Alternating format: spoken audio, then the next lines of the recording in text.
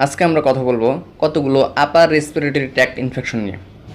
Upper respiratory tract ইনফেকশনের ভিতর রয়েছে coryza, যেটা আমরা কমন কোল্ড হিসেবে চিনি, অ্যাকুইট ফ্যারেঞ্জাইটিস, অ্যাকুইট ট্রাকিওবঙ্কাইটিস এক্সেট্রা। প্রথমে আসি আমরা করাইজাতে। অ্যাকুইট করাইজার মাইক্রো অর্গানিজমের নাম হচ্ছে রাইনোভাইরাস।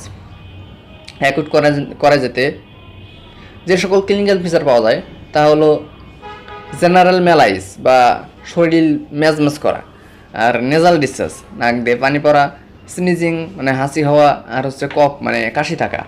এই করা যেতে যদি ফ্যারিংস ইনভলভ হয় সেক্ষেত্রে ছোট বা গলা ব্যথা পাওয়া যায়, এবং ল্যারিংস ইনভলভ হলে হর্সনেস অফ ভয়েস বা কণ্ঠস্বর বসে যায়।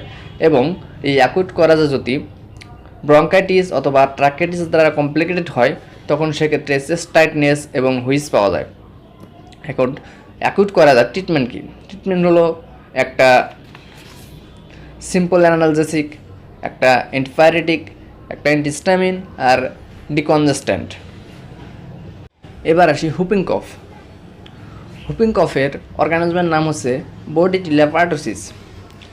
হুপিং কফের clinical feature acute coryza clinical ফিচারের মতোই। একটা ইন্ডিভিজুয়াল ক্লিনিক্যাল ফিচার সেটা হলো cough persist from week to month, অর্থাৎ কাশিটা এক সপ্তাহ থেকে এক মাস পর্যন্ত পারসিস্ট করে।